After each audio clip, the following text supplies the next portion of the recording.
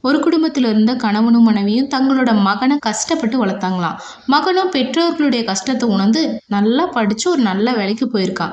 அவன் தன்னோட முதல் மாச சம்பளத்த தன்னோட அம்மா கிட்ட குடுத்துருக்கான். அதற்கு அவனுடைய அம்மா சொல்லியிருக்காங்க, "இத்தன நாள் உன்ன கஷ்டப்பட்டு வளர்த்து ஆளாக்கி, எல்லா செலவையும் செஞ்சது உங்க அப்பா தான். போய் அப்பா கிட்ட இந்த சம்பள பணத்த குடு" அப்படின்னு சொன்னாங்களாம். அதுக்கு அவனும் முடியாதுன்னு மறுத்திருக்கான். அம்மா மறுபடியும் அவன்கிட்ட சொல்றாங்க, "அப்பா கிட்ட தான் பணத்த குடுக்கணும்" அப்படின்னு சொல்லியும் அவன் கேட்கவே இல்ல. அதனால அவன் கன்னத்துல ஓங்கி ஒரு அற விடுறாங்க. "பணத்த அப்பாவிடம் போய் கொடு" என்று சொல்லியும், "ஏன் கேட்காம நீ இப்படி அடம் பிடிக்கிற?" அப்படின்னு சொல்லி அம்மா கேட்கறாங்க. அதற்கு அவன் சொல்றான், "அம்மா, ஒவ்வொரு முறையும் தந்தையிடம் நான் பணம் வாங்கும்போது அவருடைய கை மேல இருக்கும், என்னுடைய கை கீழ இருக்கும். ஆனா இப்போது நான் அவர்கிட்ட சம்பள பணத்த கொடுக்கும்போது அவருடைய கை கீழேயும் என்னுடைய கை மேலேயும் அல்லவா இருக்கும். அதனால தான் இப்படி நடந்துக்கிறேன்" அப்படின்னு சொல்லி சொன்னானாம்.